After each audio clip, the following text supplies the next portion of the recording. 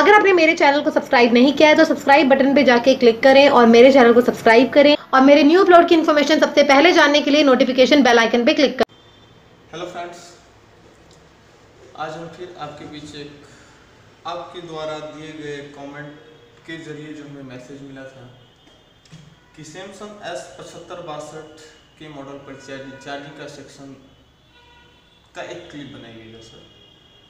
तो उससे रिलेटेड एक वीडियो आज मैं आप लोगों को दिखाने वाला हूँ। कनेक्शन के बारे में आप लोगों को समझाने वाला हूँ कि एक्चुअली कनेक्शन किस तरह से क्या होता है। देखिए, जहाँ तक बात करें हम सैमसंग S7562 मॉडल की, जैसे आप हमारे सामने बोर्ड देख भी रहे हैं, इस बोर्ड पे जो है चार्जिंग सेक्शन के लिए दो रेगुलेटर का कमांड लिया गया है। जैसे आप यहाँ पर देख रहे हैं, चार्जिंग जैक, बैटरी कनेक्टर, और यहाँ पर दो रेगुलेटर आईसी का जो है सीरीज करके कनेक्शन दिया जाता है, जिसके वजह से कई बार आदमी या फिर टेक्नीशियन लोग जो होते हैं इस सेक्शन को क्लियर तरीके से समझ नहीं पाते हैं।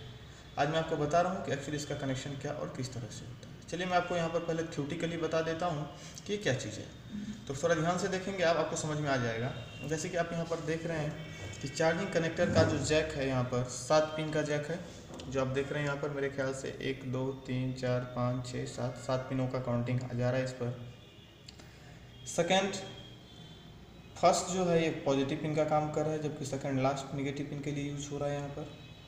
अब इसके कनेक्शन सीरीज से जुड़े हुए कंपोनेंट्स की कहानी कुछ इस तरह से, जैसे आप यहाँ पर देख रहे हैं, एक एनपीसी, एक नॉर्मल रजिस्टर का यूज़ किया गया है जो एसबीआर रजिस्टर है। इसका कनेक्शन इस 10 पिन के रेगुलेटर आईसी के साथ इनपुट सोर्स के लिए किया गया है। उसके साथ साथ इसके इनपुट सोर्स से जुड़ा हुआ कनेक्शन यहाँ पर आप देख रहे हैं कि दो एनपीसी के जरिए लिया गया है। अब मैं आपको बता रहा हूँ कि इससे जो इनपुट ट्रैक बनी है यहाँ पर, इसकी कनेक्शन इनपुट चार्जिंग के लिए होता है, जबकि आउटपुट के लिए यहाँ पर बैटरी कनेक्टर के सोर्स से जुड़ा हुआ रेगुलेटर आईसी आपका ही है। सेकंड थिंग, इस रेगुलेटर और इस रेगुलेटर आईसी के बीच में इंटरनल बैंडिंग के जरिए सीरीज कनेक्शन का स्विचिंग किया गया है। मैं आपको इसका कूल टेस्टिंग और हॉट टेस्टिंग दोनों क्लियर करवाता हूँ कि किस तरह से इसका कनेक्शन किया गया है। तो चलिए फिर मैं आपको बताता हूँ आज इसके बारे में। सबसे पहले मैं कूल टेस्टिंग के जरिए आपको इसका सप्लाई समझा देता हूँ। इसके लिए हमने क्या करना है कि मल्टीमीटर को बजर पॉइंट पर सेट करना है ताकि आप इस चीज़ को क्लियरली देख सकें। मैं यहाँ पर कंपोनेंट के बीच जूम का कंडीशन रखूँगा, जिसकी वजह से आपको देखने में दिक्कत ना हो, आप क्लियर तरीके से इसे समझ पाएँ। मल्टीमीटर को मैंने बजर रेंज पर सेट किया, यानी कि बिग पॉइंट। अब यहाँ पर पहले ये क्लियर कर लें कि जो मैंने आपको बताया पॉजिटिव का ये ट्रैक है, नेगेटिव का ये ट्रैक है, वो है या नहीं।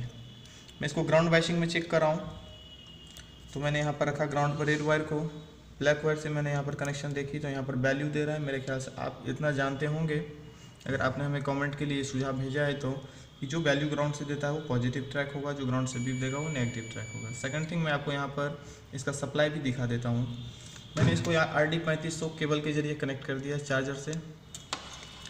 यहाँ पर पॉजिटिव और नेगेटिव सोर्स को जानने के लिए मैंने 20 वोल्ट डीसी पर मल्टीमीटर को सेट कर दिया है, और वायर को मैं उसी दोनों पॉइंट पर रखता हूँ जिसको मैंने आपको सोर्स वाइज समझाया था अभी पॉजिटिव और नेगेटिव पोल के लिए। यहाँ पर देखिए मल्टीमीटर आपकी रीडिंग दे रही है 5 वोल्ट समथिंग। ओके, यहाँ पर ये 5 वोल्ट सप्लाई बता रहा है, यानी कि पॉजिटिव और नेगेटिव क्लियर है। ये आपका पॉजिटिव का पिन है जहाँ पर अभी तक आपकी वायर रखी हुई है। ठीक, चलिए इस आगे कहानी को बढ़ाते हैं। कूल टेस्टिंग पर चलने पहले कूल टेस्टिंग के जरिए सप्लाई समझा देता हूँ, फिर मैं इसके हॉट टेस्टिंग में चलूँगा लेकर के आपको। तो देखिए मैंने क्या किया, यहाँ पर एक वायर को फिर से वापस उसको बजर पॉइंट पर सेट कर दिया जाए। मल्टीमीटर के एक वायर को मैंने इसके पॉजिटिव पर टच किया है। यहाँ से मैंने दूसरे वायर को से जो है कंपोनेंट को चेक करना शुरू किया है। हालांकि इस बोर्ड में जो ये एरिया आप देख रहे हैं, ये तमाम एरिया पावर सेक्शन का होता है, और पावर सेक्शन में पावर आईसी के साथ साथ चार्जिंग सेक्शन की भी इन्वॉल्यूशन है। स्मार्टफोन पर बेसिक फ़ोन में 3 सेक्शन होता था, एक पावर सेक्शन, एक चार्जिंग सेक्शन और एक नेटवर्क सेक्शन। तो हम पावर सेक्शन में हैं अभी फिलहाल, बात कर रहे हैं नेटवर्क चार्जिंग सेक्शन के बारे में। इसके पॉजिटिव से सप्लाई को हमने ढूंढना स्टार्ट किया। देखिए इसके जस्ट इस एरिया में कुछ भी नहीं है। इस सेक्शन में आते हैं हम, तो यहाँ पर आपको एनपीसीओ पे सप्लाई मिलने वाला है। देखिए यहाँ पर ये सप्लाई नहीं है, यहाँ पर सप्लाई नहीं, क्योंकि यहाँ पर भी रेगुलेटर ऐसी लगी है, यहाँ पर भी लगी है। अब चलते हैं जरा इस रेगुलेटर के पास में हम। यहाँ पर देखिए इसकी सप्लाई बन रही है, यहाँ पर देखिए इसकी सप्लाई बन रही है, और यहाँ पर जो एक डायोड है इस पर भी इसकी सप्लाई बन रही है। ये हो गया इनपुट सोर्स की कनेक्शन, यानी कि वोल्टेज इन करवाने के लिए। इस सप्लाई की जो कनेक्शन इन हो रही है आईसी में, मैं आपको वो चीज़ भी दिखा दूँ। यहाँ पर देखिए इस साइड से अगर आप देखते हैं तो पिन नंबर 1 पॉजिटिव से जुड़ा हुआ है, second pin number 2 and last pin number 5 का कनेक्शन आपके चार्जिंग कनेक्टर के पॉजिटिव से जुड़ा हुआ है। ये सप्लाई यहाँ से यहाँ तक दे रही है। इसके बाद इसका सप्लाई ट्रांसफ़र होकर के इन दोनों एनपीसी के जरिए इस रेगुलेटर को मिलता है और फिर जाकर के ये रेगुलेटर इस सप्लाई को आउट करता है, जो इस एनपीसी और डायोड के जरिए आपके बैटरी कनेक्टर तक पहुंचता है और आपका मोबाइल चार्ज हो पाता है। तो चलिए ज़रा हम देख लेते हैं इसके पॉजिटिव सोर्स बैटरी कनेक्टर की तरफ से। यहाँ से हम डायोड पर आते हैं, डायोड बीप दे रहा है, एनपीसी बीप दे रही है, एनपीसी बीप दे रही है। अब ज़रा हम इस आईसी पे आते हैं तो देखिए इस आईसी पे इसका कनेक्शन कंटिन्यूस है, ठीक है। अब हम इन दोनों आईसी के बीच कनेक्शन के ट्रांसफ़र का कहानी देखेंगे, जिसके लिए हमें हॉट टेस्टिंग की आवश्यकता होगी। तो चलिए मैं आपको इसके बारे में हॉट टेस्टिंग के बारे में भी बताता हूँ कि क्या और किस तरह से। देखिए इस तरह से मैंने जैसे आपको उसका कूल टेस्टिंग बताया, बड़े ठंडे दिमाग से आप इस बोर्ड पर काम कीजिएगा, क्योंकि कई बार टेक्नीशियन लोग ये समझते हैं कि इस बोर्ड पे चार्जिंग रेगुलेटर आईसी यानी कि चार्जिंग का अलग से कोई सेक्शन नहीं है, और उस समय पे क्या गलती कर बैठते हैं कि पावर आईसी पर हीट दे देते हैं। क्योंकि यहाँ पर आपने बोर्ड पर अभी देखा भी था, मैंने पूरे बोर्ड को आपको समझाया है कि यहाँ पर 2 रेगुलेटर लगा है, 10-10 पिन का रेगुलेटर ऐसे यूज़ किया गया है। तो पार्टिकुलरली आदमी समझते हैं क्या है कि यहाँ से चार्जिंग, जबकि नेटवर्क सेक्शन को चार्जिंग समझ लेते हैं। कुछ कमेंट हमें ऐसा भी मिला है, कुछ वीडियो क्लिप हमें ऐसे फॉरवर्ड किए गए हैं, इस सेक्शन को पावर सेक्शन समझ लेते हैं और इसको पावर ऐसी समझ करके इस पर हीट देने लग जाते हैं चार्जिंग की प्रॉब्लम को सॉल्व करने के लिए। तो मेरे ख्याल से आपको ये गलती नहीं करना है, क्योंकि मैं आपको इसका कंप्लीट सॉल्यूशन बता रहा हूँ। एंड सेकंड थिंग कि आपको कोई भी और दिक्कत होता है, जिस तरह से आपने हमें सुझाव दिया, हम आपको उसी से रिलेटेड कुछ फॉल्ट्स जो है आज क्लियर कर रहे हैं। अगर आप कुछ और जानकारी चाहते हैं तो हमें नेक्स्ट कमेंट में डाल सकते हैं, आप दे सकते हैं। प्लस अगर आप कोर्स करने में इंटरेस्टेड हैं, इच्छुक हैं, तो वीडियो के साथ चल रहे जो नीचे नंबर आ रहा है, जो नंबर आपको मैं बता भी देता हूँ, 9708441666। आप इस नंबर पर बेहिचक कॉल करके कभी भी जो है हमारे सेंटर पर विजिट कर सकते हैं, आकर के आप देख सकते हैं, अगर कोर्स से रिलेटेड जानकारी चाहते हैं, कोर्स करना चाहते हैं। Thank you. फिर चलते हैं अपने टॉपिक पर, देखते हैं हॉट टेस्टिंग किस तरह से किया जाए। मैंने यहाँ पर बहुत सारे टूल्स या इस चीज़ का यूज़ नहीं किया, क्योंकि मुझे पार्टिकुलरली उस सप्लाई के बारे में आपको बताना है। अब देखिए यहाँ पर RD3500 का एक चार्जर है। इस चार्जर के इस प्लग को मैं RD3500 के कनेक्टर से अटैच करूँगा। इसको अटैच करने के बाद मैं मल्टीमीटर को 20 वोल्ट डीसी पर सेट करने जा रहा हूँ। देख रहे हैं आप यहाँ पर 20 वोल्ट डीसी का सिंबल है। अब मैं यहाँ से आपको वोल्टेज का लेवल समझाना स्टार्ट करूँगा। यहाँ पर देखिए आपके चार्जिंग कनेक्टर पर 5 वोल्ट का सप्लाई बनना चाहिए, जो चार्जर इससे इन होता है। मेरे ख्याल से वोल्टेज आ रहा है। इसके बाद की सप्लाई को चेक करने के लिए मैं एक वायर ग्राउंड पे रख दूंगा और रेड वायर से कंपोनेंट के सप्लाई की तरफ चलूँगा। तो चलिए आप भी ध्यान देते रहिएगा। मैंने ब्लैक वायर को ग्राउंड पर रख दिया है। अब मैं दूसरे वायर से इसको चेक कर रहा हूँ। यहाँ पर आप देख रहे हैं 5 वोल्ट की सप्लाई इन हो रही है इस एनपीसी पर। अब चलिए ऐसी की उन कहानी 3 पिनों पर चलते हैं, जहाँ के बारे में मैंने आपको बताया कि इसका इनपुट सोर्स होता है। 1 नंबर पिन 5 वोल्ट सप्लाई ले रहा है, 2 नंबर का पिन 5 वोल्ट सप्लाई ले रहा है, और आखिरी का 5 नंबर का पिन 5 वोल्ट सप्लाई ले रहा है। इसके बाद ये सप्लाई जो आउट कर रहा है वो इस एनपीसी के जरिए सप्लाई को आउट कर रहा है बाहर की तरफ। तो चलो देखते हैं। यहाँ पर भी इसने पूरे 5 वोल्ट सप्लाई को, यानी कि इस रेगुलेटर आईसी ने इस 5 वोल्ट सप्लाई को इस कंपोनेंट को दे दिया है और इस कंपोनेंट को दे दिया है।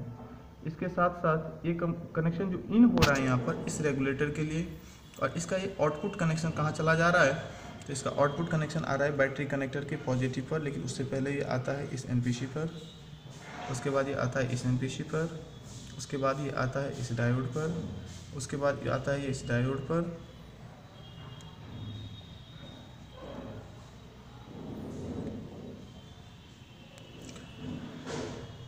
इसके बाद ये पहुंच जाता है आपके बैटरी कनेक्टर के पॉजिटिव पर।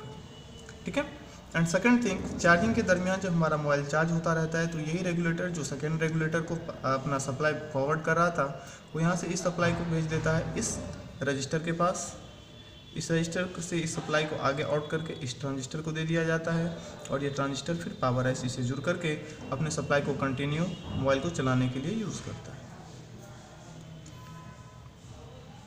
ठीक है। ये आपकी ट्रैकिंग की कहानी है इस सेक्शन में। अगर आपके मोबाइल में कभी चार्जिंग से रिलेटेड फॉल्ट आए इस तरह के मॉडल्स में, मैं मॉडल एक बार फिर से कंफर्म करवा दूँ, सैमसंग S7562 7562, सैमसंग S7562। तो आप पार्टिकुलरली ट्रैक को पहले फाइंड करेंगे, ट्रैक में लगे हुए कंपोनेंट को फाइंड करेंगे, खास करके एनपीसीज को सॉर्टिंग के लिए चेक कर लेंगे। आप देखते होंगे कि कई बार मोबाइल में फॉल्स चार्जिंग की इश्यू होती है। इन द सेंस मैं जो कहना चाहता था उसका मतलब कि मोबाइल चार्ज तो हो रहा है बट बैटरी स्टोर नहीं कर पा रहा है। उस सिचुएशन में आप देख रहे थे कि बैटरी कनेक्टर के पॉजिटिव से जुड़ा हुआ एक यहाँ पर डायोड था। इस डायोड को आप लीकेज के लिए चेक करेंगे। और इस डायोड लीकेज होने पर अगर अवेलेबल होगा तो आप इसे रिप्लेस कर देंगे, अवेलेबल नहीं होने पर हटा देंगे। लेकिन हटाने से कुछ समस्या आ सकती है, जैसे बोर्ड हीट का प्रॉब्लम होगा, तो अच्छा होगा कि आप इसे रिप्लेस कर दें किसी भी बोर्ड से उठा करके, किसी भी स्क्रैप बोर्ड से उठा करके। इसके अलावा रेगुलेटर से भी ये इशू आ सकती है, तो पर्टिकुलर रेगुलेटर को जो है रिप्लेस करके, रिसोल्ड करके, HRC करके देख सकते हैं। कोई भी फ़ोन हो, सैमसंग हो, इसके लिए आप अपना सुझाव हमें लगातार देते रहें। सेकेंड देता हूँ कुछ वर्ड। वीडियो को लाइक करने के साथ साथ प्लीज़ अगर आपने हमारे चैनल को अभी तक सब्सक्राइब नहीं किया होगा तो उसे सब्सक्राइब कर दीजिएगा। एंड सेकेंड थिंग, साइड में बने घंटी-नुमा चिन्ह पर आप क्लिक कर सकते हैं अगर आप हमारे आने वाले हर एक अपडेट के साथ कंटिन्यूस अपडेट होना चाहते हैं। Thank you.